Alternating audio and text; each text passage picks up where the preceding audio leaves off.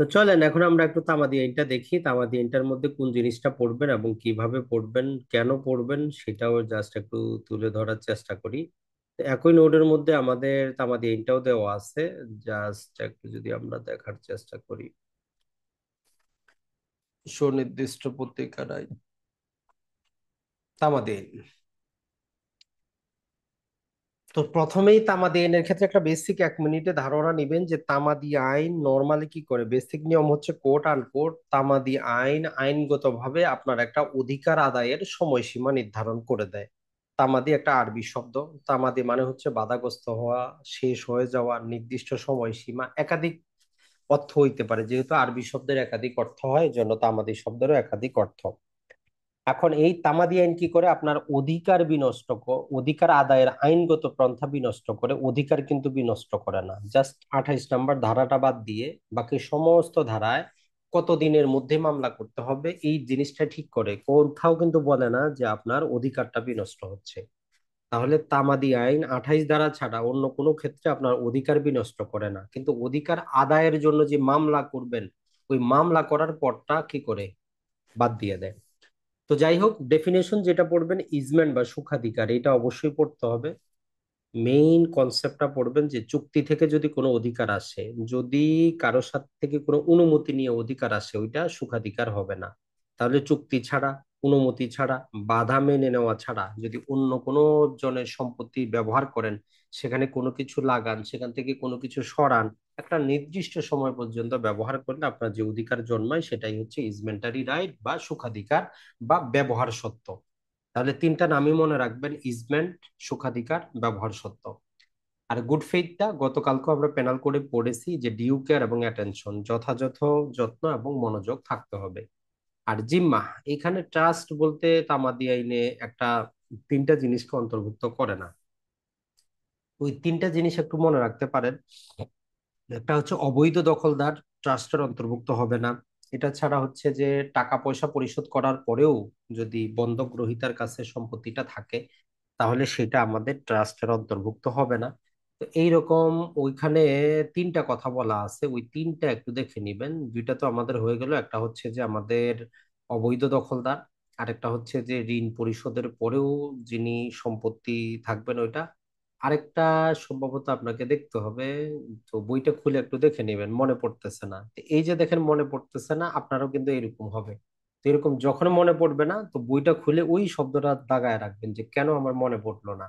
তাহলে দেখবেন যে আপনি ভুলবেন না। তাহলে জিম্মার মধ্যে যে তিনটা জিনিস অন্তর্ভুক্ত হয় না, ওইটা একটু দেখে নেবেন।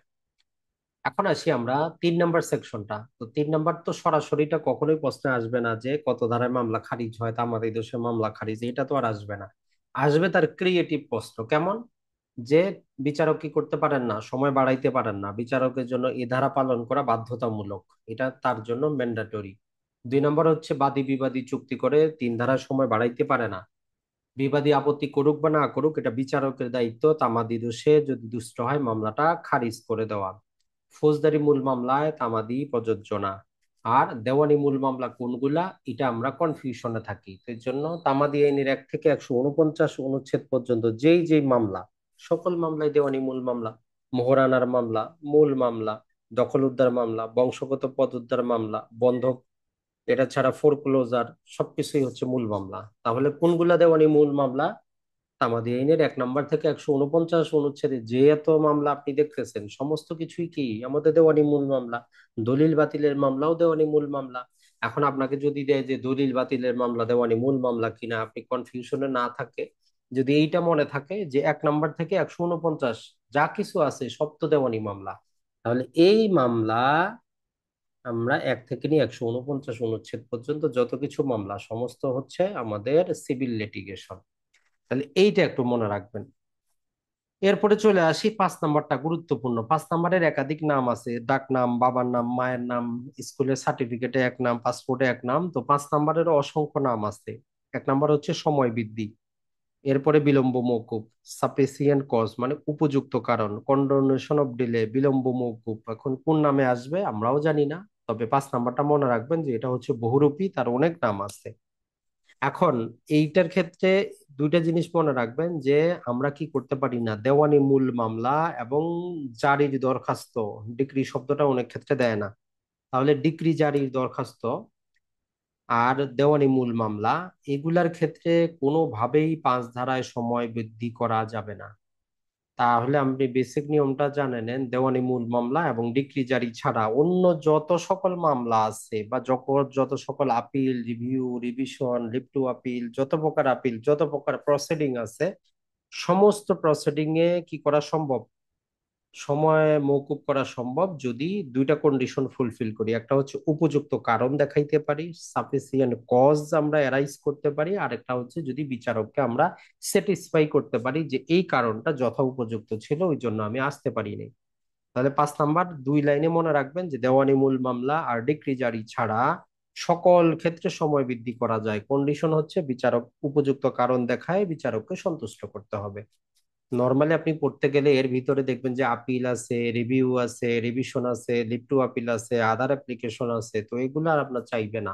তো আপনি বেসিকটা মনে রাখলেন, দেওয়ানি মূল মামলা আর ডিক্রি জারি ছাড়া দুনিয়ার যত যা কিছু আছে সকল ক্ষেত্রে আমরা সময় বাড়াইতে পারবো যদি দুইটা কন্ডিশন ফুলফিল করতে পারি, উপযুক্ত কারণ দেখাইতে পারি, অথবা বিচারককে সন্তুষ্ট করতে পারি। এরপরে চলে যান 6, 7, 8, তিনটা সেকশনের মধ্যে পড়বো আমরা দুইটা, কিন্তু তিনোটা সবসময় একসাথেই পড়তে হয়। এগুলাকে পৃথকভাবে পড়লে আপনি সেকশনটা বুঝবেন না, কোনোদিন ভুল করবেন। 6 নম্বরের ইংরেজিটা একটু মনে রাখবেন, লিগ্যাল ডিসএবিলিটি বা বৈধ অপারগতা। তো এর মধ্যে তিনটা জিনিসকে ইনক্লুড করে, একটা হচ্ছে মাইনর বা নাবালক যার বয়স 18 বছরের কম, আর একটা হচ্ছে ইনসেন বা পাগল, এর পেনাল কোডের নামটাও মনে রাখবেন লুনেটিক, আমরা যেটা পড়ে এসেছি আনসাউন্ড মাইন্ড, এটাও কিন্তু এটার মধ্যে অন্তর্ভুক্ত হয়ে যাবে। তাহলে ইনস্যান, লুনেটিক, পেনাল কোডের আর আনসাউন্ড মাইন্ড, আর হচ্ছে আমাদের এই যে ইডিয়েট বা জড়বুদ্ধি সম্পন্ন, এই 3 ধরনের ব্যক্তির জন্য আসলে যেটা হয়, এদের বিরুদ্ধে তামাদি গণনাই শুরু হয় না। মূল কথা হচ্ছে এটা, নাবালক, পাগল আর জড়বুদ্ধি সম্পন্ন ব্যক্তির যে কোনো মামলায় তামাদি গণনাটাই কি হয় না, শুরু হয় না, স্থগিত থাকে। এখন একজন ব্যক্তির জন্য, এই 3 জন ব্যক্তির জন্য তো আমাদের স্থগিত থাকতেছে, তো 8 ধারা বলতেছে যে এর ব্যতিক্রম হচ্ছে দুইটা। যদি প্রিএমশনের মামলা হয়, অগ্রকয়ের মামলা হয়, হকসুপার মামলা হয়, মানে পাশের জমির কেনার যে অধিকার সেটাকে আমরা বলি যে অগ্রকয়, ইংরেজিতে বলি প্রিএমশন, আরবিতে বলে হকসুপা। তিনটা শব্দই মনে রাখবেন যে অগ্রকয়, প্রিএমশন, হকসুপা। আমাদের অনুচ্ছেদে কিন্তু 10 নম্বরে দেওয়া আছে সময়সীমা 1 বছর। এই যে অগ্রকয়, প্রিএমশন বা হক সুপার মামলার ক্ষেত্রে তাদের জন্য স্থগিত থাকবে না, কন্টিনিউ করবে, এটা একটা ব্যতিক্রম। দ্বিতীয় স্পেশাল ব্যতিক্রম হচ্ছে যে এরা যখন সুস্থ হবে, নাবালক যখন 18 বছর হবে, পাগল যখন ভালো হবে, জড় বুদ্ধি সম্পন্ন যখন সে ভালো জ্ঞান লাভ করবে, তখন থেকে তার বিরুদ্ধে তামাদি গণনা তো শুরু হইলো। তো শুরু হওয়ার বলতেছে যে তার মামলা করা যেই মামলার তামাদি যতদিনই থাকুক আমাদের দেখার বিষয় না, যেই দিন থেকে সে সুস্থ হইলো, লিগ্যাল ডিসএবিলিটি তার দূর হইলো, প্রতিটা মামলা করার জন্য সে ম্যাক্সিমাম সময় পাবে 3 বছর, এর বেশি একদিনও সে পাবে না। চাই তার মামলার সময়সীমা 30 বছর হোক, 50 বছর হোক, আর 12 বছর হোক, অথবা 6 বছর হোক, আমাদের দেখার বিষয় না, যেহেতু আমরা তাকে একটা সুবিধা দিছি, লিগাল ডিসেবিলিটি দিছি, যেহেতু সে একটা সুবিধা নিছে, অতএব তার উপর আমরা দুইটা কন্ডিশন দিব। একটা হচ্ছে অগ্রকর মামলায় সুবিধা দিব না, আর যখন সে সুস্থ হবে 3 বছরের বেশি সময় পাবে না। এইটা হচ্ছে মূল কথা। আর 7 নাম্বারটা পড়ার দরকার নাই, কোনো কাজের না, এমসিকিউর জন্য। তাহলে 6, 7, 8 কম্বাইন্ড প্যাকেজ, তবে আমরা 6-এ 3টা উপাদান মনে রাখবো, আর 8-এর মধ্যে স্পেশাল দুটা ব্যতিক্রম। আর 9টা শুধু হেডিংটা একটু পড়ে রাখবেন, ইংরেজিটা বাংলাটা, যে সময়ের অবিরাম চলন আছে কত ধারা, এটা সেকশন নাম্বারটা জিজ্ঞেস করে। এর মূল যে কাজটা সেটা হচ্ছে, যখন আমরা একবার সময় গণনা শুরু করব, তখন এই মাঝ পথে আর কোনো প্রকার লিগ্যাল ডিসেবিলিটি বলেন আর লিগ্যাল ইনএবিলিটি বলেন, কোনো কিছুই তো আমাদের গণনাকে কি করবে না, স্থগিত করতে পারবে না, এটা কন্টিনিউ চলে গিয়ে শেষ হবে এইখানে। এরপরে আমরা বিভিন্ন ধারার অধীনে এখানে সময় বাড়াবো, কিন্তু তামাদি এখান থেকে শুরু হইলে শেষ হবে। তাহলে একবার যদি সময় গণনা শুরু হয় কারোর জন্য অপেক্ষা করবে না। তবে এইটারও আবার একটা ব্যতিক্রম দেওয়া আছে, যে বলতেছে যখন পাওনাদারকে দেনাদারের সম্পত্তি দেখাশোনা করার জন্য আদালত কর্তৃক নিযুক্ত করা হবে, তখন ওই পাওনাদার আর দেনাদারের মধ্যে যদি কোনো কি থাকে, কোনো প্রকার অধিকার যদি রিলেটেড জিনিস থাকে, শুধু ওই ক্ষেত্রে স্থগিত থাকবে। এর বাইরে অন্য কোনো ব্যক্তির জন্য তামাদি গণনা স্থগিত থাকবে না। এরপরে 12 নম্বরটা নর্মালি গতবার পরীক্ষা আসতে পড়ার আমাদের দরকার নাই, ইংরেজিটা চাইছিল যে আসলে লিগ্যাল কার্যধারায় যে তামাদি গণনায় আমরা কিভাবে বাদ দিব। চারটা জিনিস থাকে, যে যেদিন কজ অফ অ্যাকশন অ্যারাইজ হবে প্রথম দিন বাদ দিব, তারপরে রায় ঘোষণার দিন, আদেশ দেওয়ার দিন, জাজমেন্টের দিন ও ডিক্রির প্রথম দিনটা বাদ দিব। এই সমস্ত কিছুর সার্টিফাইড কপি পাইতে যতদিন লাগবে ওই সমস্ত জিনিস বাদ দিব। এমনকি যদি আমরা আরবিট্রেশন করি, আরবিট্রেশন প্রসিডিং এর সার্টিফাইড কপি পাইতে যতদিন লাগবে, যদি আমরা আরবিট্রেশনটা কি করতে চাই, যদি আপিল করতে চাই, তাহলে ওই সার্টিফাইড কপি পাইতে যতদিন লাগবে ওই সময়টা বাদ দিব। তাই 12টা আমাদের দরকার নাই। 14টা গুরুত্বপূর্ণ। 14 নম্বরটা মনে রাখবেন, যদি আপনি ভুল আদালতে দেওয়ানি মামলা দায়ের করেন অথবা ভুল আদালতে ডিক্রি জারি করেন, তাহলে 14 নম্বর শুধু প্রয়োজন কিসে, দেওয়ানি মূল মামলায় এবং হচ্ছে আমাদের ডিক্রি জারিতে। যদি ভুল আদালতে দেওয়ানি মামলা করেন, ভুল আদালতে ডিক্রি জারির আবেদন করেন, যতদিন ওই আদালতে মামলাটা চলমান থাকবে, পরবর্তীতে যদি মামলাটা খারিজ হয় এখতিয়ারের ত্রুটির কারণে, তাহলে ওই সময়সীমাটা বাদ দিয়ে নতুন মামলা দায়ের করতে পারবেন। আর 15তে বলে যে যদি ইনজাংশনের কারণে আদালতের কার্যধারা বন্ধ থাকে অথবা আইনগতভাবে কোনো একটা জিনিসের জন্য নোটিশ দেওয়া বাধ্যতামূলক হয়, তাহলে ওই নোটিশ পিরিয়ডটা আমরা বাদ দিতে পারবো। যেমন সরকারের বিরুদ্ধে মামলা করতে 2 মাসের একটা নোটিশ দিতে হয়, তাহলে ওই 2 মাস সময় আমরা তামাদি গণনা থেকে বাদ দিতে পারবো। 16 নম্বর আমাদের দরকার নাই। 17 নম্বরে শুধু 3টা ব্যতিক্রম পড়বেন, যে একটা মামলা করার অধিকার অর্জনের পূর্বেই বা বাদী বিবাদী হওয়ার পূর্বেই যদি কেউ মারা যায়, তার বৈধ প্রতিনিধি যেই দিন যোগ্য হবে সেদিন আপনি মামলা দায়ের করতে পারবেন, মানে সেদিন থেকে তামাদি গণনা শুরু হবে। তো এটার ক্ষেত্রেও 3টা ব্যতিক্রম, ওই যে প্রিয়াম্পশন, আর দখল উদ্ধার, আর বংশগত পথ। এই 3টার ক্ষেত্রে কি হবে না, তামাদি গণনা স্থগিত থাকবে না, কন্টিনিউ করে যাবে। আর 18টা মনে রাখবেন, প্রতারণা বা ফ্রড। এইটার ক্ষেত্রে একটা কথা মনে রাখবেন, কেউ আপনার সাথে প্রতারণা করছে আপনি জানেনই না, তো আপনার কি আসে যায়, আপনি তো জানেন না, দুঃখ পাওয়ারও কোনো কারণ নাই, কষ্ট পাওয়ারও কারণ নাই। তো তামাদিও বলতেছে এইটা, যেটা আমি জানি না আমার বিরুদ্ধে কেন শুরু হবে, যেদিন থেকে জানতে পারবেন বা যেদিন থেকে আপনার বিরুদ্ধে কোনো দলিল ব্যবহার করা হবে সেদিন থেকে তামাদি গণনা শুরু হবে। তাহলে যদি আপনার প্রশ্ন আসে যে ফ্রডের ইফেক্টটা কি, প্রতারণার ফলাফল কি, কোনো ইফেক্ট নাই, তামাদি স্থগিত থাকে, যেদিন জানবেন সেদিন থেকে রানিং করা শুরু করবে। এটা হচ্ছে আমাদের 18। এখন আমরা যদি চলে যাই 19, 20, 21, এই 3টা আবার কম্বাইন্ড প্যাকেজ। 21 নাম্বার নর্মালি এখন না পড়লেও চলবে, তাহলে 19, 20, 21 এই 3টা হচ্ছে একই রকম, যেমন আমরা 6, 7, 8 পড়লাম, 19, 20, 21 তিনোটাই একসাথে কম্বাইন করে পড়তে হয়। 19 বলতেছে যদি আপনি লিখিত আকারে কোনো কারো কাছে কোনো প্রাপ্তি স্বীকার দেন। কেমন? যেমন ধরেন যে আমি আপনার কাছে গেলাম যে ভাই কি করেন, জমিটা ছেড়ে দেন, আপনি বললেন যে না ভাই জমি তো আপনার ঠিক আছে কিন্তু আমি ছাড়তেছি না। এই যে আপনি নিষেধ করলেন, ওই দিন থেকে নতুন তামাদি 12 বছর। আবার অথবা বললেন যে ঠিক আছে ভাই আগামী 1 মাসে জমি খালি করে দিব, আপনি নিয়েন। তাহলে যেই দিন থেকে বললেন ওই দিন থেকে আবার 12 বছর শুরু হবে। তার মানে হচ্ছে যেই দিন আপনি লিখিত আকারে, মৌখিক ভাবে হলে চলবে না, যেই দিন আপনি লিখিত আকারে কোনো কিছু স্বীকার করলেন অথবা ওই বিষয়টা সম্পর্কে অস্বীকার করতেছেন, ব্যাখ্যার মধ্যে কিন্তু বিস্তারিত দেওয়া আছে আমাদের 19-এ। তাহলে যেই দিন আপনি লিখিত আকারে কোনো কিছু প্রাপ্তি স্বীকার করতেছেন অথবা লিখিত আকারে ওই জিনিসটা অস্বীকার করতেছেন, সেই দিন থেকে শুরু হবে আপনার 12 বছর।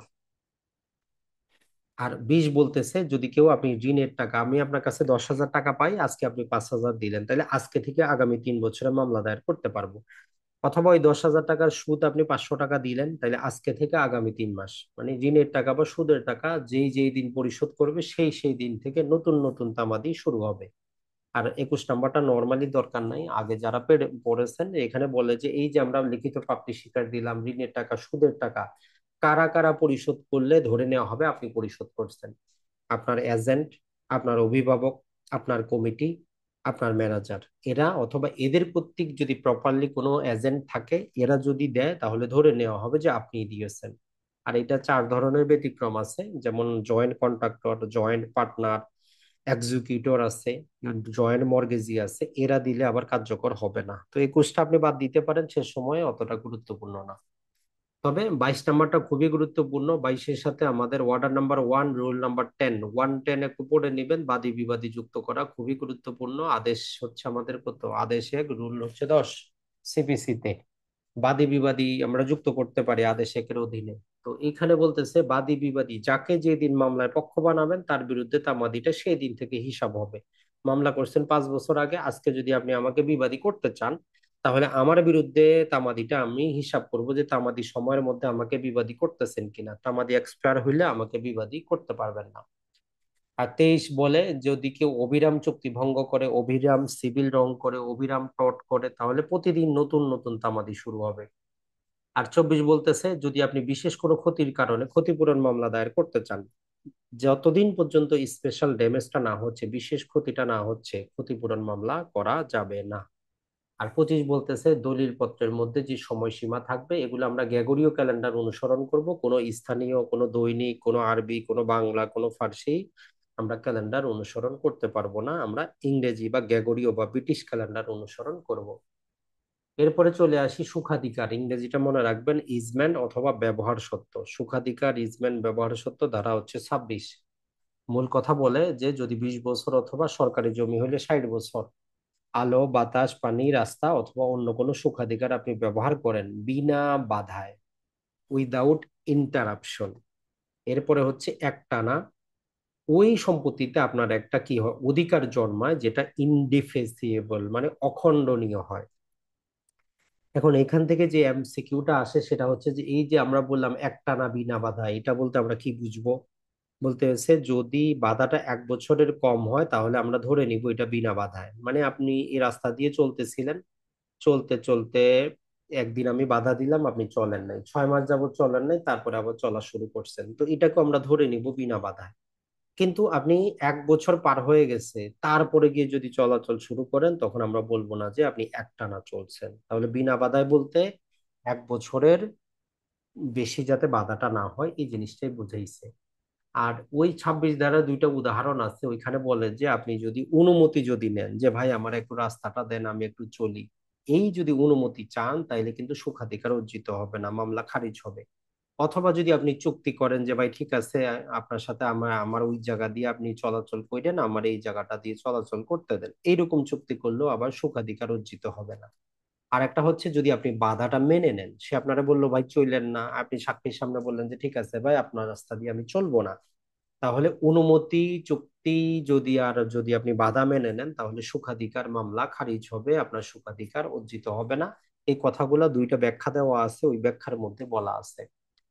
এখন মামলা দায়ের রিলেটেড আমাদের কনফিউশন থাকে যে সুখাধিকারের মামলা আমরা কখন করব, কিভাবে করব। তো দেখেন যেই দিন থেকে আপনি বাধা পাবেন সেই দিন থেকে মামলাটা দায়ের করতে হবে 2 বছরের মধ্যে। এখন এইটা আমরা বুঝি না যে আসলে 2 বছরের মধ্যে করব, তাহলে কোন দিন থেকে আমরা হিসাব করব? যেমন ধরেন যে এখন 2025 সাল চলতেছে, তো আমি ধরে নিচ্ছি কি যে একটা চলা রাস্তা দিয়ে আমি সেই 1980 সাল থেকে একটা রাস্তা দিয়ে চলাচল করতেছি, আর আজকে হচ্ছে 2025, তাহলে এখানে হলো আমার 25 বছর, ওইখানে হইলো আমার কত 20 বছর, টোটাল 45 ইয়ার্স আমি চলতেছি ব্যক্তিগত রাস্তা। তো আমি জানি কি নর্মালি 20 বছরে সুখাধিকার অর্জিত হচ্ছে, তো আমি আদালতে মামলাও করি নাই, কোনো সমস্যা নাই, এতদিন ব্যক্তি বাধাও দেয় নাই। আজকে 2025 সালে আসে ব্যক্তি বাধা দিয়ে বলতেছে আপনি এই রাস্তা দিয়ে আর চলতে পারবেন না, আমি বললাম না আমার তো সুখাধিকার আছে।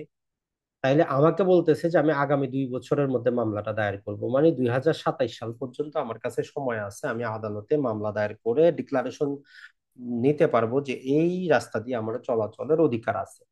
এখন কথা হচ্ছে আদালতে আমি কত বছর প্রমাণ করব? এই 2025 সাল থেকে পিছনের দিকে কত বছর প্রমাণ করব? 20 বছর প্রমাণ করব, না সেই যে 1940 80 সাল থেকে চলতেছি টোটাল 45 ইয়ার্স প্রমাণ করব? আইন বলতেছে আপনাকে 45 ইয়ার্স প্রমাণ করার দরকার নাই, আপনাকে দেখাইতে হবে যে যেই দিন আপনি বাধাপ্রাপ্ত হয়েছেন সেই দিন থেকে আপনার পিছনের দিকে ব্যক্তিগত সম্পত্তি হইলে 20 বছর আপনি প্রমাণ করবেন যে এই 20 বছরে আপনি অনুমতি চান নাই, এই 20 বছরে কোনো প্রকার চুক্তি করেন নাই, 20 বছরে একটানা আপনি দখল করছেন, ব্যবহার করছেন। এইটা হচ্ছে জিনিস, আপনাকে এইটুক প্রমাণ করার দরকার নাই, এইটুক আপনার জাহান্নামে যাক। তাহলে আমরা যেই দিন বাধা পাবেন সেই দিন থেকে পিছনের 20 বছর আপনাকে নিরবিচ্ছিন্ন ভাবে প্রমাণ করতে হবে। আর মামলাটা করবেন যেই দিন বাধা পাবেন সেই দিন থেকে পূর্ববর্তী 2 বছরের মধ্যে। এটাই হচ্ছে আমাদের সুখাধিকারের মূল জিনিস। আর 27টা নর্মালি আমাদের দরকার নাই, তারপরেও একটু জেনে নেন যেহেতু সম্ভবত একজন রিকোয়েস্ট করেছিলেন যে 27 নম্বর ধারাটা বোঝানোর জন্য। তো দেখেন এই যে আমরা এখানে সুখাধিকার হিসাব করলাম 45 ইয়ার্স, আমি আমার মতো করে 45 ইয়ার্স বললাম। এখন আমারে বলতেছে 27-এ যে আপনি যে 45 এর হিসাব করতেছেন, দুইটা কন্ডিশন আগে দেখেন। একটা হচ্ছে যার জমির উপর দিয়ে চলতেছেন ওইটা কি লাইফ ইন্টারেস্টে কেউ খাচ্ছে কিনা জমিটা। যদি ওই জমিটা কারো লাইফ ইন্টারেস্টে থাকে তাহলে যতদিন লাইফ ইন্টারেস্টে থাকবে অতদিন বাদ দিতে হবে। ধরেন যে এখানে জমিটা কারো লাইফ ইন্টারেস্টে 20 বছর ছিল, তাইলে আমি যে 45 ইয়ার বলতেছি ওইখান থেকে 20 বছর বাদ যাবে, 20 বছর আমার তামাদি গণনার মধ্যে আসবে না, সুখাধিকার গণনার মধ্যে আসবে না। তাহলে 1 নম্বর কন্ডিশন, লাইফ ইন্টারেস্টে যতদিন থাকবে ওই সময়টা বাদ যাবে। আরেকটা কন্ডিশন হচ্ছে যদি 3 বছরের বেশি কারো কাছে ইজারায় দেওয়া থাকে সম্পত্তিটা, তাহলে ইজারাকালীন সময়টাও তামাদি গণনা এই সুখাধিকার গণনা থেকে আপনাকে বাদ দিতে হবে। তবে কন্ডিশন হচ্ছে ওই ইজারা শেষ হওয়ার পর যার কাছে সম্পত্তিটা আসবে মালিক যাতে 3 বছরের মধ্যে আপত্তি দায়ের করে, যে এখানে তো আপনার সুখাধিকার নাই। কিন্তু সে যদি 3 বছরের মধ্যে আপত্তিটা দায়ের না করে তাহলে আপনার ওই সময়সীমা বাদ দেওয়ার দরকার নাই, আপনার সুখাধিকার আপনি যেভাবে 45 ইয়ার হিসাব করতেছিলেন 45 ইয়ারই কিন্তু হবে। কিন্তু আদালতে জাস্ট আপনি 20 বছরই প্রমাণ করবেন। তাহলে 27-এ বলছে যে ক্যালকুলেশন করার ক্ষেত্রে দুইটা শর্ত আমরা রাখবো, লাইফ ইন্টারেস্টের সময়টা বাদ দিব আর 3 বছরের বেশি ইজারার সময়টা বাদ দিয়ে আমরা দেখবো যে আমাদের সুখাধিকার অর্জিত হচ্ছে কি হচ্ছে না, জাস্ট এতটুকুই। আর সর্বশেষ 28 বলতেছে যে মালিকানা বিলুপ্তি। এখন এখান থেকে নর্মালি সরাসরি প্রশ্ন যদি আমরা বলি হয় যে আপনার দখলের ভিত্তিতে মালিকানা কত ধারায় আছে, কত ধারায় মালিকানা বিলুপ্তি হয়, এটা ছাড়া জবরদখল আছে কত ধারায়, এটা ছাড়া প্রেসক্রিপশন ওনারশিপ বাই প্রেসক্রিপশন আছে কত ধারায়, ওনারশিপ বাই প্রজেশন আছে কত ধারায়। তার মানে ওই একাধিক নামগুলা চায় আপনার বেশিরভাগই, ওই নামগুলো একটু মনে রাখবেন, দখল মালিকানা বিলুপ্তি, জবরদখল, দখলের ভিত্তিতে মালিকানা, তারপরে ওনারশিপ বাই প্রেসক্রিপশন বলে একটা শব্দ আছে, ওই ownership by prescription, ownership by possession, ownership by adverse possession, 6-7টার মতো নাম আছে, ওই নামগুলা দিয়ে সেকশন নাম্বারটা জিজ্ঞেস করে। আর তামাদি তো আমরা জানি সেটা হচ্ছে আমাদের 12 বছর। তো এটা ছিল আমাদের সেকশন অধ্যায়। এখন অনুচ্ছেদ তো আমাদের 183টা আছে, আমরা টু দা পয়েন্ট গুলা দেখি, এর বাইরে আমরা যাব না। সর্বপ্রথম হচ্ছে আমাদের তামাদি আইন সুনির্দিষ্ট প্রতিকার আইনের 9 ধারার জন্য অনুচ্ছেদ হচ্ছে 3, 6 মাসের মধ্যে দখল উদ্ধারের মামলা দায়ের করতে হবে বেদখল হইলে। 10 নম্বরে আমরা যেটা বললাম অগ্রকয় হক সুপার জন্য 1 বছরের মামলা দায়ের করতে হবে, অনুচ্ছেদ হচ্ছে আমাদের 10, সেটা সবচেয়ে বেশি গুরুত্বপূর্ণ। আর আমরা দেওয়ানি মামলায় জানি যে আপনি যদি অযথা কি করেন নিষেধাজ্ঞা নেন তাহলে অপর ব্যক্তির ক্ষতি হইতে পারে, ওই ক্ষতিপূরণ মামলা সে 3 বছরের মধ্যে দায়ের করতে পারবে। 42, আপনি যদি কারণ ছাড়াই যদি কোনো নিষেধাজ্ঞা নেন ওই ব্যক্তি যদি ক্ষতি হয় সে ক্ষতিপূরণ মামলা দায়ের করবে 42-এর অধীনে 3 বছরের মধ্যে। আর নাবালক যদি সাবালক হয়, সাবালক হওয়ার পর থেকে সে 3 বছরই সময় পাবে কোনো সম্পত্তি যেটা নাবালক থাকা অবস্থা বিক্রি হয়েছে সেটা দাবি করার জন্য। আর 48টা যখন পড়বেন যে নর্মালি মনে থাকবে না, তারপরে ওই যে সুনির্দিষ্ট প্রতিকার আইনের 10 আর 11 ধারা মনে রাখবেন, যে মুভেবল প্রপার্টির জন্য যখন আপনি মামলা দায়ের করতেছেন, মুভেবল প্রপার্টি দখল উদ্ধার, মুভেবল প্রপার্টি যদি কেউ চুরি করে নেয় তার ক্ষতিপূরণ, মুভেবল প্রপার্টি কেউ ড্যামেজ করলে তার ক্ষতিপূরণ। তার মানে মুভেবল প্রপার্টি রিলেটেড যা কিছু আছে সবকিছুই 48 অনুচ্ছেদের অধীনে তামাদি হচ্ছে আপনার 3 বছর। এটা একটু মনে রাখবেন, তাহলে 48-এর সাথে 10 আর 11 সুনির্দিষ্ট প্রতিকার আইনের মিলিয়ে নিবেন তাইলে মনে থাকবে। এরপরে সরাসরি চলে যাবেন দলিল বাতিলের 91, 92, 93, এই তিনোটারই তামাদি হচ্ছে আপনার 3 বছর, একই সাথে মনে রাখবেন। আর 95টা আপনি যেটা মনে রাখবেন যে তামাদি আইনের 18 নম্বরে আমরা যেটা বললাম ফ্রড বা প্রতারণা, ওইটার সাথে মিলিয়ে একটু পড়বেন তাইলে মনে থাকবে যে প্রতারণামূলক যদি আপনি কোনো ডিক্রি লাভ করেন ওই ডিক্রিটা বাতিল করার জন্য 3 বছরের মধ্যে মামলা দায়ের করতে হয় 95 ধারার অধীনে। 96টা এসআর অ্যাক্টের 31 ধারার সাথে মিলিয়ে নিবেন, 3 বছর দলিলে ভুল হইলে, যে কোনো ইনস্ট্রুমেন্টে ভুল হইলে।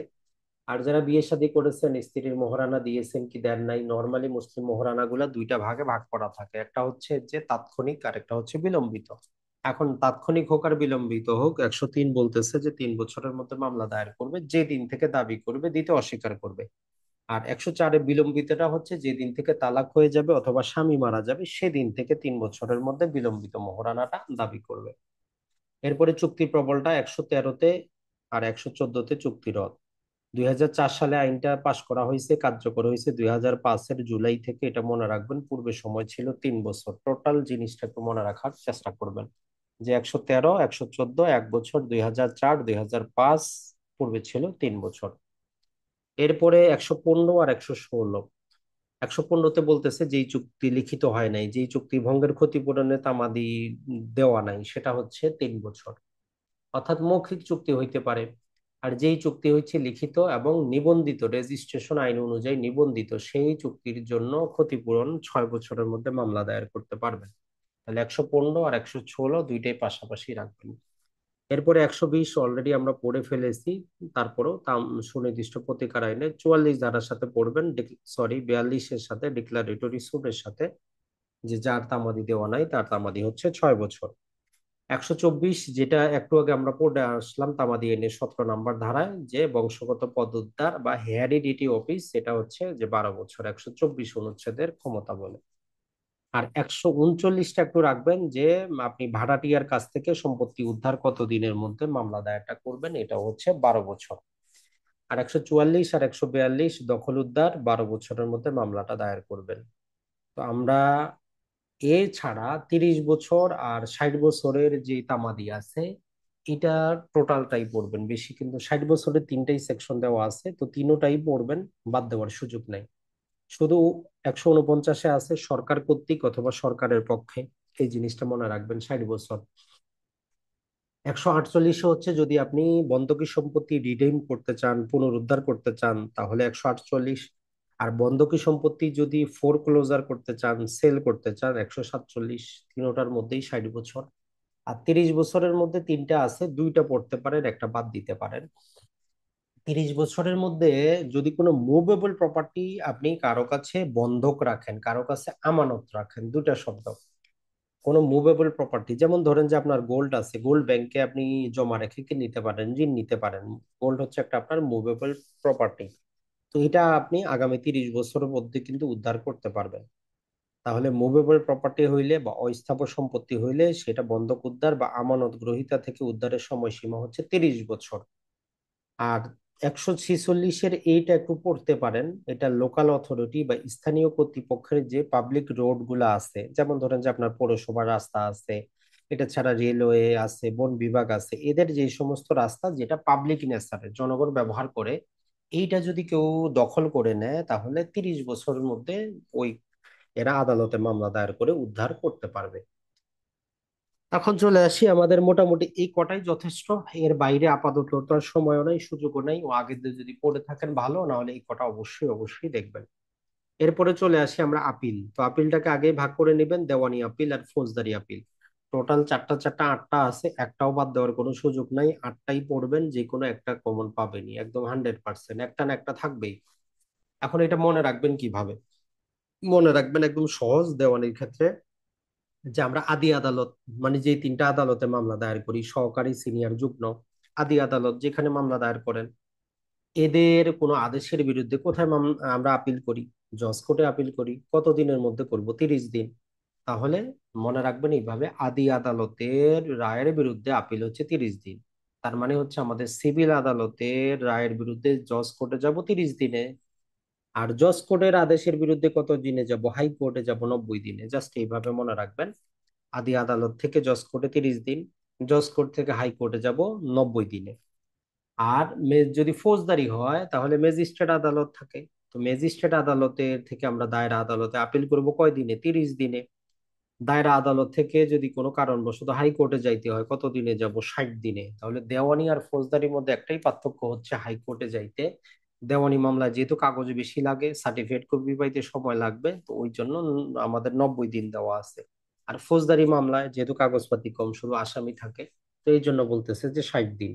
তাহলে এইভাবে আগে কনসেপ্টটা মাথায় নিবেন, যে যার কাছে মামলা দায়ের করছেন আদি আদালত, তার বিরুদ্ধে যখন জজ কোর্টে যাবেন 30 দিনে যাবেন। যার কাছে মামলা দায়ের করছেন ম্যাজিস্ট্রেট আদালত, তার আদেশের বিরুদ্ধে যখন দায়রার কাছে যাবেন 30 দিনে যান। আর এই দেওয়ানি মামলায় যখন জজ কোর্ট অথবা ফৌজদারি মামলায় যখন দায়রা, এদের বিরুদ্ধে তখন যখন হাইকোর্টে যাবেন, তখন আপনি দেওয়ানি মামলা হইলে 90 দিনে যাবেন, আর ফৌজদারি মামলা হইলে 30 দিনে যাবেন। আগে এই জিনিসটা একটু মনে রাখবেন।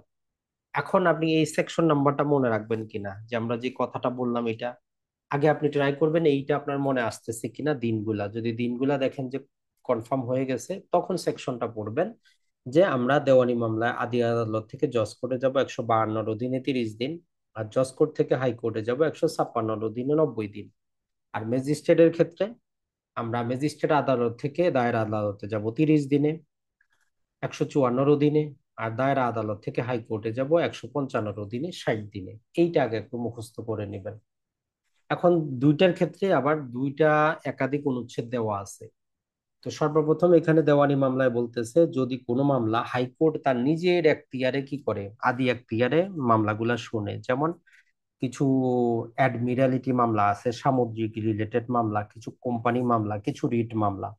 এই মামলাগুলা যখন হাইকোর্ট তার আদি এখতিয়ারে যখন একটা জাজমেন্ট দিবে, এদের বিরুদ্ধে যখন আমরা আপিল বিভাগে আপিল করব, তাহলে হাইকোর্টে যখন আদি এখতিয়ারে মামলা শুনবে, তার আদেশের বিরুদ্ধে যখন আপিল করব আপিল বিভাগে, তখন সময়সীমা 20 দিন।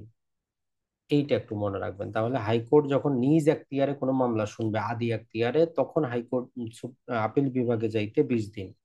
আর যে কোনো প্রকার লিভ টু আপিল যদি আপনি করেন, এটা যদি খারিজ হয়, এর বিরুদ্ধে আপনি যে আপিলটা করবেন সেটা হচ্ছে 153 দিনে 30 দিন।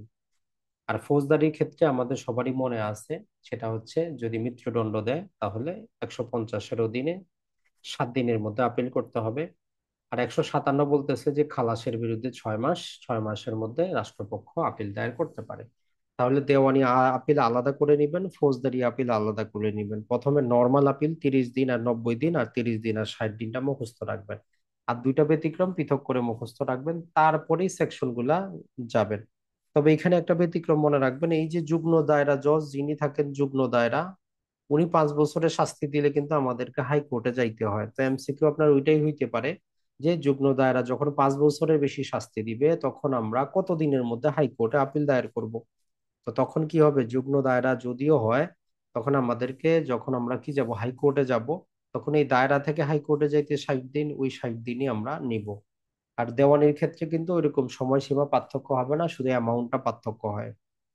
5 কোটি পর্যন্ত হইলে জেলা জজে, 5 কোটির বেশি হইলে হাইকোর্টে।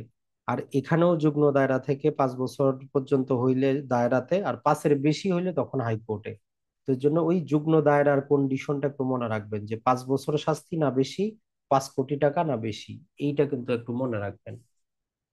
এখন আমরা চলে যাই আজকের শেষ অংশে, আশা করি আপনাদের বুঝে আসবে। সেটা হচ্ছে রিভিউ। তো দেখেন, রিভিউটা নর্মালি রিভিউ রিলেটেড 4টা আমাদের অনুচ্ছেদ দেওয়া আছে, চারোটাই পড়বেন, বাদ দেওয়ার সুযোগ নাই। একটা আসতে পারে, যদি স্ট্যান্ডার্ড যদি প্রশ্ন হয় রিভিউ থেকে একটা এমসিকিউ আসবেই আসবে। তো সাধারণ রিভিউ যেগুলা, সাধারণ রিভিউ হচ্ছে 90 দিনে। এখন সাধারণ রিভিউ কোনগুলা, যেমন আমরা এই যে সহকারী জজ, সিনিয়র, যুগ্ম দায়রা, অতিরিক্ত দায়রা, জেলা জজ, অতিরিক্ত জেলা জজের কাছে কাছে যখন মামলা দায়ের করি, আরেকবার যখন তাদের শোনার জন্য দেই, সেটাই হচ্ছে আমাদের সাধারণ রিভিউ। তো এই সাধারণ রিভিউ হচ্ছে 90 দিন। তার মানে এটা মনে রাখবেন, রিভিউ মানে হচ্ছে 90 দিন, 173। 173 বলতেছে রিভিউ মানে হচ্ছে 90 দিন। কিন্তু দুইটা ব্যতিক্রম আছে, একটা হচ্ছে যখন হাইকোর্ট তার আদি এখতিয়ারে ওই যে কোম্পানি রিলেটেড মামলা, রিট রিলেটেড মামলা, অ্যাডমিরালিটি রিলেটেড মামলা যখন শুনবে হাইকোর্টে, ওই হাইকোর্টের কাছে যখন আবার রিভিউ করবে, তাতে 20 দিনের মধ্যে দায়ের করে 162।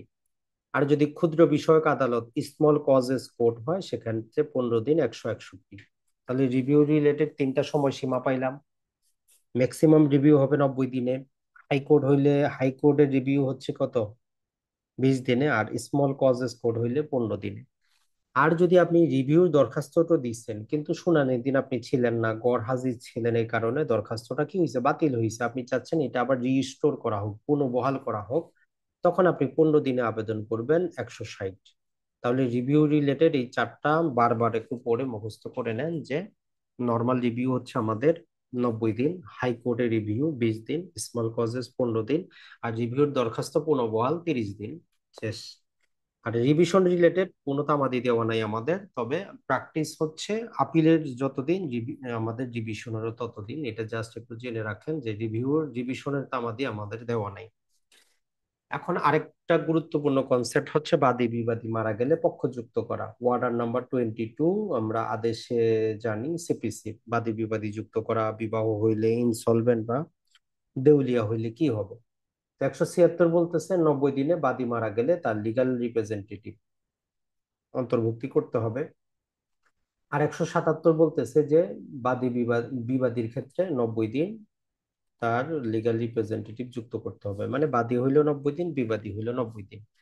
এখন এইটার সাথে একটা মনে রাখবেন, 90 দিনে যদি আপনি যুক্ত না করেন আপনার মামলাটা কি হবে? মামলাটা আপনার বাতিল হয়ে যাবে, কারণ আপনি পক্ষদোষে দুষ্ট হইলেন, যিনি মামলার পক্ষ হবেন উনি নাই।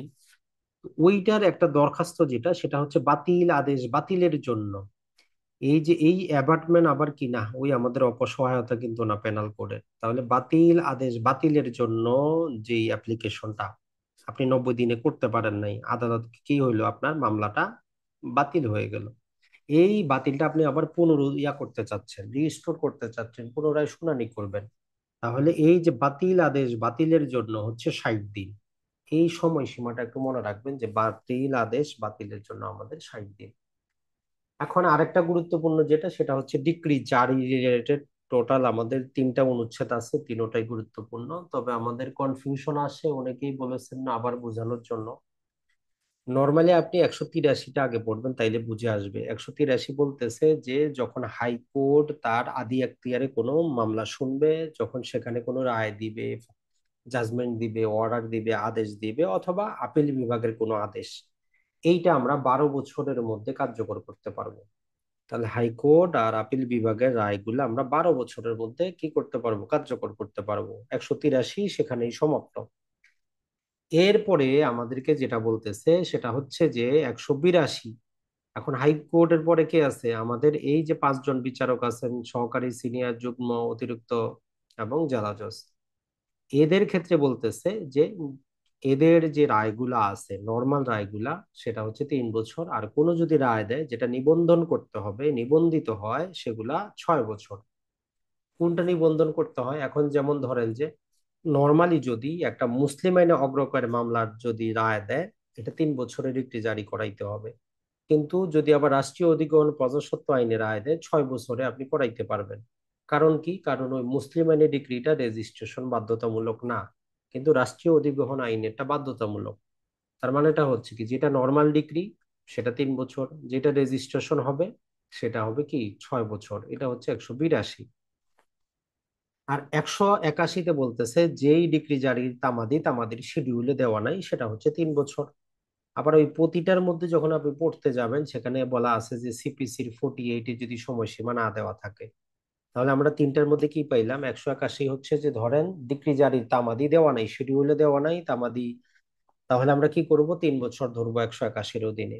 হাইকোর্ট আপিল বিভাগ হইলে 183-র অধীনে 12 বছর। আর আমাদের নর্মাল যে 5 জন বিচারক, এদের যে জাজমেন্ট গুলা, এগুলা হচ্ছে আমাদের 3 বছর নর্মাল হইলে, আর 6 বছর রেজিস্ট্রেশন হইলে। এখন এর সাথে আপনাকে আরো দুইটা জিনিস একসাথে পড়ে নিতে হবে, তাহলে ডিক্রি জারি টোটাল প্যাকেজটা আপনি পাবেন। সিপিসির 48-এ কি বলছে, যে আমরা 12 বছরের মধ্যে কি করতে পারবো, নিষেধাজ্ঞা ডিক্রি ছাড়া বাকি সকল ডিক্রি জারি করাইতে পারবো। তবে যদি প্রতারণা অথবা বল প্রয়োগ থাকে, তাহলে 12 বছর পরেও কি করা যাবে, জারি করা যাবে, এতে কোনো সমস্যা নাই। এইটা একটা জিনিস মনে রাখবেন। আর একটা হচ্ছে ওয়ার্ডার 21-এর রুল 22-তে আমরা যেটা জানি, সেটা হচ্ছে 2 বছরের মধ্যে যদি আমরা ডিক্রি জারির আবেদন করি, তাহলে বিবাদীকে নোটিশ দিতে হবে না। আর একটা যে এমসিকিউ বারবারই আসে, যদিও তার আইনগত ভিত্তি আমি এখনো খুঁজে পাইনি, সেটা হচ্ছে বলে যে ডিক্রি জারির প্রথম দরখাস্ত কত দিনের মধ্যে দিতে হবে। এটা না বইয়ে আছে, না কোনো জায়গায় আছে, কিছুই নেই। তারপরে অভ্যাসগত ভাবে বলতেছে যে ডিক্রি জারির প্রথম দরখাস্ত আপনাকে 3 বছরের মধ্যে দিতে হবে। তো এটা একটু জানার জন্য জেনে রাখেন, কিছুই করার নাই। তো এরকম কোনো নিয়ম না সিপিসি, না সিপিসির অর্ডারে, না সিপিসির জন্য যে বিধিমালা দেওয়া আছে, কোথাও নাই। কারণ আপনার অধিকার, আপনি 12 বছরে, যেমন আমরা 183-তে কি জানি, 12 বছরে জারি করাইতে পারবো। আমি আজকে করি আর 12 বছরের শেষ দিনে করি, এটা আমার অধিকার, আমি যেদিন খুশি সেদিন করব। যেমন তামাদি আইনে 3 ধারার ক্ষেত্রে আমরা বলি যে আদালত আপনাকে এই কথা বলতে পারবে না যে আপনি 12 বছরের শেষ দিনে কেন আসছেন, 4 ধারাতে আজকে তো আদালত বন্ধ, এইগুলো বলার বিচারকের অধিকার নাই, আইনের অধিকার নাই। কারণ আমি আজকে যাব না শেষ দিনে যাব, এটা আমার ব্যক্তিগত ব্যাপার। তো এই জন্য তারপরে আমরা জাস্ট জানার জন্য জেনে রাখি, যেহেতু এখন প্রথাগত ভাবে চলতেছে, সেটা হচ্ছে যে ডিক্রি জারির প্রথম দরখাস্ত দিবেন 3 বছরের মধ্যে। আর একটা জিনিস মনে রাখবেন, আপিল বিভাগে আমরা লিভ টু আপিল জানি, একজন চেম্বার জজ থাকেন, চেম্বার জজ আদালতে লিভ টু আপিল দায়ের করতে হয়, যার দ্বারা আপিলটা আপিল বিভাগ শুনে। ওই আপিলটা শোনার জন্য 179টা খুবই গুরুত্বপূর্ণ, সময়সীমা 90 দিন, এইটা এবার আসতে পারে, তো এইটা একটু পৃথক করে পড়বেন। লিভ টু আপিল শুনলেই 30 দিন হবে এমন না। একটু মনে রাখবেন লিভ টু আপিলটা কার কাছে করতেছে। তাইলে যখন আমরা আপিল বিভাগের লিভ টু আপিল হচ্ছে 90 দিন, আর এর বাইরে যত লিভ টু আপিল রিজেক্ট হইছে, কোনো বহাল করবেন, সব কিন্তু 30 দিন, এটা মনে রাখবেন। শুধু আপিল বিভাগে লিভ টু আপিলটা হচ্ছে 90 দিন। আরেকটা জিনিস মনে রাখবেন, যেটা হচ্ছে যে যখন আমরা 9 নাম্বার ওয়ার্ডারটা পড়ি, 9 নম্বরে বলা আছে যে যে আপনি যদি হাজির না হন, বিবাদী যদি হাজির না হয়, মামলাগুলো খারিজ হয়। তো খারিজ হইলে আমরা কি করতে পারি? সরাসরি খারিজ রদের জন্য 1,000 টাকা দিয়ে আমরা খারিজ রদের দরখাস্ত দিতে পারি। আর একতরফা ডিক্রি হয়ে গেলে সরাসরি 3,000 টাকা খরচ করে কি করতে পারি? আমরা ডিক্রিটা সেট অ্যাসাইড করতে পারি। তো ওই রিলেটেড যদি আমরা এখানে দেখি যে মামলায় যদি ডিফল্টের কারণে আপনার খারিজ হয়, তাহলে 30 দিনের মধ্যে আপনি আবেদনটা করবেন। 163 কিন্তু এই কথাটা বলে, যদি আপনি না থাকার কারণে, সময় মতো সমন জারি করা না করার কারণে, যে কোনো কারণে যখন আপনার মামলা খারিজ হয়, আপনি যদি সেট সাইটে দরখাস্ত দেন, এটা 30 দিন, জাস্ট এই সিম্পল জিনিসটা মনে রাখবেন। এরপরে যদি আমরা দেখি, সেটা হচ্ছে যে একতরফা ডিক্রির ক্ষেত্রেও ওই রকম। যদি একতরফা ডিক্রি আপনি কারণ দর্শান, উপযুক্ত কারণ দেখান, টাকা পয়সা দিতে হবে না, 164 বলতেছে 30 দিন। আর যদি আপনি সরাসরি রদ করাইতে চান, সিপিসির অর্ডার বলতেছে যে 3,000 টাকা পরিশোধ করবেন 13 রে, তাহলে আপনার ডিক্রিটা কি হবে? সেট, একতরফা যে ডিক্রি সেটা সেট সাইড হবে। তো এটাই ছিল মোটামুটি আমাদের সুনির্দিষ্ট প্রতিকার আইন এবং তামাদি আইনের গুরুত্বপূর্ণ, যেটা যেটা না দেখলেই নয়, না পড়লেই নয়। আশা করি আপনাদের উপকারে আসবে। অসংখ্য ধন্যবাদ।